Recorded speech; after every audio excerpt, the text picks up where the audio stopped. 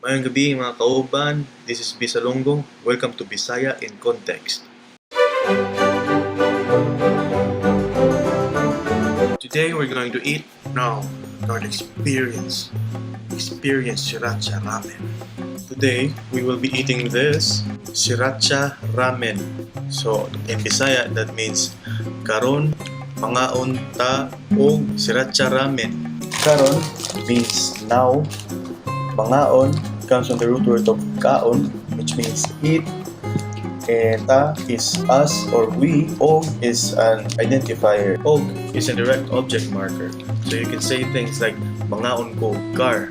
Nobody knows what specific car that is, but one thing's clear, it's that you will eat a car. Car in Bisaya is sakyanan. So you can say things like mangaon ko og sakyanan. And finally, Sriracha Ramen means something that I would not like to eat unless I'm forced to make a video. So let's check out what it says here.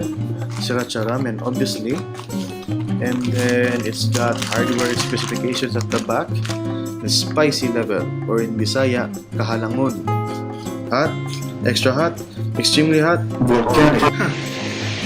To ask how spicy something is, you can say, unsa ni siya kahalang? Unsa is a question usually used for asking how or asking what. Unsa ni siya means what is that, and unsa ni siya kahalang is how spicy is this. It's usually how or what. And ni is this or something that is near you. By the way, if you want to ask how to cook something, you can say saon ni pagluto. Saon is a shortcut of unsaon. The third word is unsa, which is still the question I talked to you about earlier. Ni is this, and the pag prefix, and then add the verb you want to ask for, like luto, which means cook. Luto. Saon ni pagluto. First instruction says, put noodles and flakes into 500 ml boiling water for 4 minutes. In Bisaya, that is, ibutang ang noodles ug flakes sa 500 ml nga tubig nga gabukal for 4 minutes. Upat man ka minuto ang 4 minutes. Put is ibutang in Bisaya, and ug, UG, is a conjunction. It's like and in English. Into, you could just say sa 500 ml. 500 ml kay ginatapol man sa ng mga tao ingon og 5 kagatos nga ml. Tubig is water. Same with hiligaynon in Tagalog. And nagabukal is boiling from the root word bukal, which is boil. And then for 4 minutes, for upat ka minuto.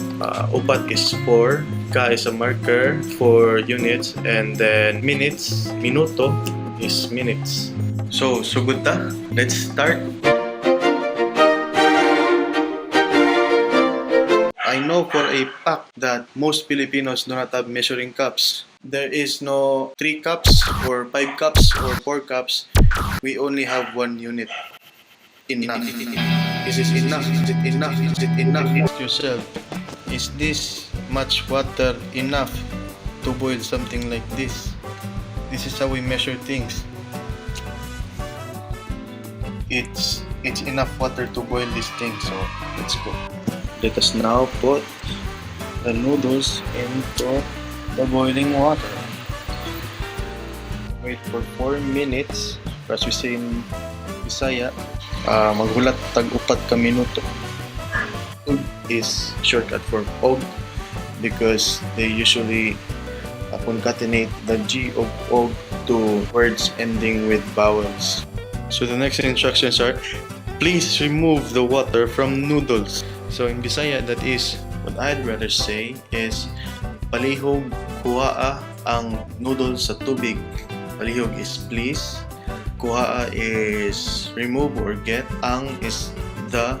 Sa is a preposition, which the noodles are in the water, and then tubig, which is water in Bisaya. There you go. The noodles are out of the water. Number 3 is put sauce into noodles and well mix to serve. Well mixed. In Bisaya, that is ibutang ang sauce sa noodles and ikutaw or isagol para ma-serve. Because of flakes. In English, that is I forgot to put in the flakes. Kalimot is forget. The packet with the Sriracha Ramen sauce. As you can see, it says here Sriracha.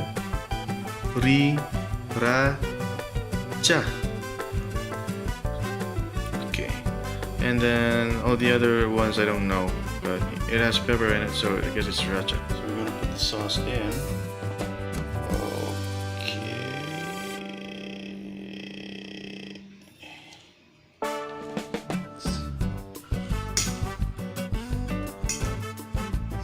After mixing, it's time to eat it.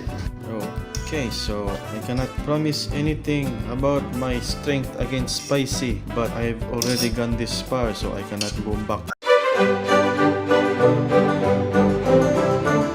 I have my trusty box of milk, box of fresh milk here, pure milk, pure and fresh for backup. So let's start.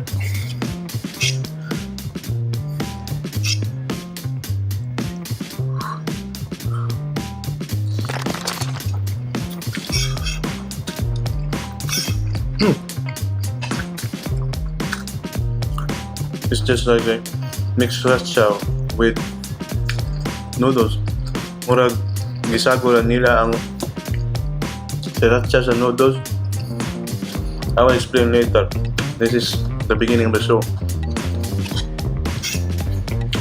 Dagad-dagad man sad eh.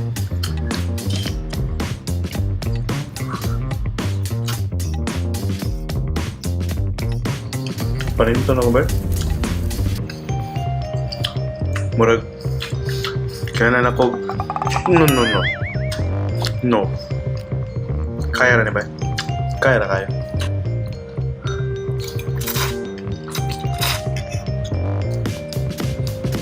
Grabe ang singot sa akong nawa. May nag-waterfalls. Kaya bitawan sa mga building na glass.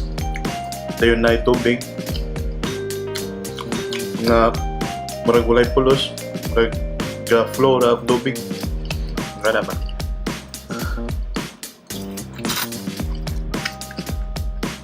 Kami rin daw? Halang na kayo? No.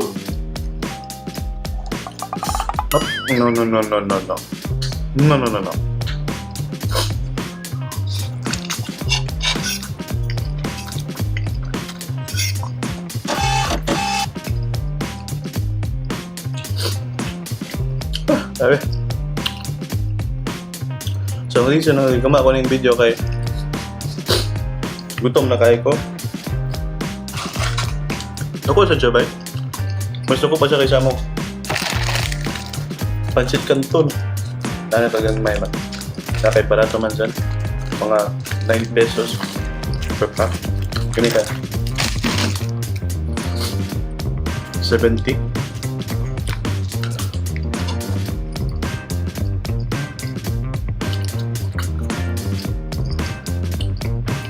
Sip on now.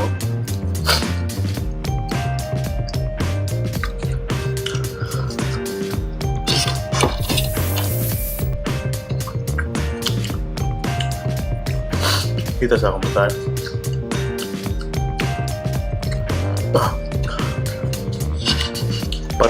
Parat sa singot. Parat sa akong singot.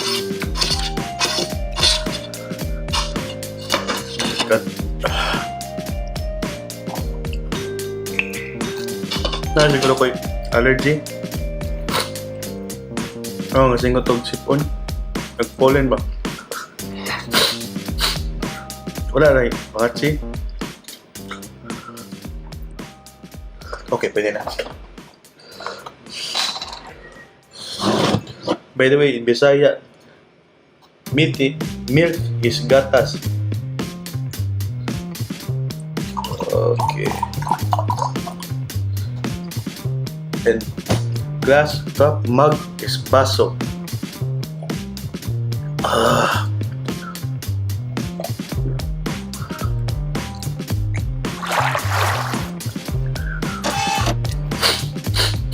Okay.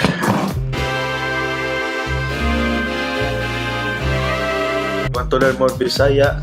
Kung ganahan po ka makakatunog Bisaya, like and subscribe and click the bell button to get notified